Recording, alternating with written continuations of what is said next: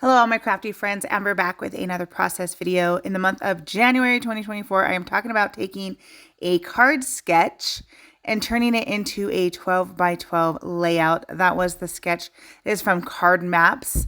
And this is the collection I'm going to be using. It is actually Echo Park's Birthday Boy. And I don't have a lot of it, but I have this cute photo of my son from his 12th birthday. And so we are going to scrapbook it and try to kill some more of this paper pack. I'm looking at it right here. I just have a very little bit left, but doing my best to get through it. Want to use every little bit that we can. So I am just going to be looking at this card and basically stretching it. So if you think about a card, it is basically 4 inches wide by 5.5 inches tall. And so it's really easy in my brain to think, okay, 12 inches, you cut that into 3, that's 4 inches. So we're just going to make this, 3 times as wide, 2 times as tall. And there you have a 12 by 12 basically kind of layout, right? So in my brain, that's kind of how it works. And that's what I'm doing here. And so I just look at the card sketch and say to myself, okay, if I was to think that was 4 inches wide, how wide would I think that is? And then let's triple that. I am using my favorite punch here. It is the Notebook Punch. I love being able to use that when and where I can in my pages. Super cute. This is another page done at the crop that I was at this month. And so it's fun. I really loved that I was able to do that because I was able to hang out with all my friends and still get some process videos made for all of you. Let's see, what am I doing here? I'm trying to figure out what I want to use as my background paper. Because I have this white paper that has like the sprinkles on it, typically I use a white background on my pages because I like to do stenciling and stuff like that and it shows up really well. But when I have a white background paper like this as my main focus page or paper on the page, I typically try to use a colored background. Now, looking at that sketch, I love it. I like to look and see where a sentiment is and where it is housed and think of that as my photo. And so on this one, the sentiment is on a tag. And so in my brain, the tag is my photo. And that's what we're doing here.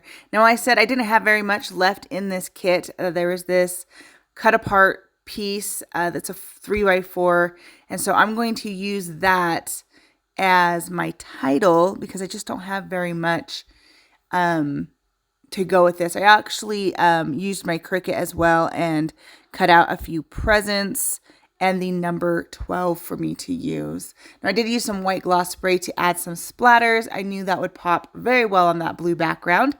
And I always love to use my white splatters when I'm not using that white background like I typically do. Now, I have a stack, y'all, a stack of stickers that are just random stickers that don't have paper collections that go with them. I found a sale once, got them all for $1. And so I'm just going through all of these sticker sheets that I thought maybe there might be something that matched on them to use. And I actually don't end up using any stickers. Now, I find this Let's Eat Cake that was cut off one of the PML cards and happened to be saved when I trimmed it. And I'm going to cut that up, just cut the banner out and use that as like a subtitle, I guess you could say.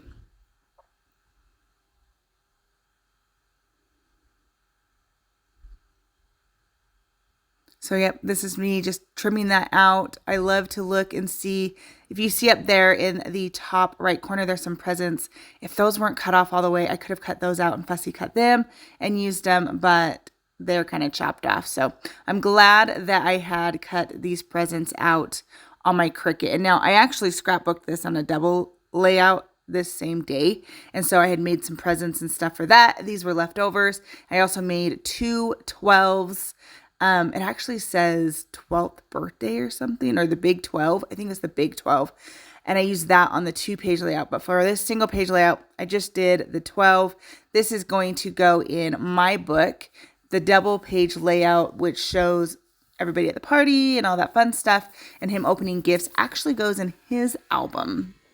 I do an album for both my kids as well as a family album. And to cut back on the bulk, there are things that go in one album and not the other. And then things like birthdays, they go in both, but it's not the full thing scrapbooked out in both. Hope that makes sense. Just works for me and in my head for my book. Now I'm just going to finish this off. I'm going to pop up these cute stars. I actually think these stars were punched out and in the bag of paper when I picked it up to use it. I'm going to add some enamel dots around my little clusters. Now you'll notice my cluster is going in a diagonal. I like to do that on single page layouts. I don't always do my rule of threes and build a triangle on a single page layout. My splatters are in that same diagonal way, so it just kind of helps bring your eye across the page. Last thing I'm going to do here is add some of my trusty squiggly lines. Yes, even on a colored background, I add those squiggly lines. Absolutely love them. I think I have one more process video to edit for you, and then I have 2 more live videos I want to do on my Facebook page. So if you want to follow me over on Facebook, you can just search for me. It's just Scrap with Amber. Give me a follow. I usually do my lives on Saturday night if I don't have work, and I would love for you to join me. I'll be doing one this Saturday evening. Not quite sure the time, but I will be there. So I hope you enjoyed this page. Here is another look at it. I'll also show you another quick look of that card sketch. Thanks for watching. If you like this video, make sure to give it a thumbs up, give me a follow, and hit that subscribe button, and I will catch y'all in my next video. Bye-bye.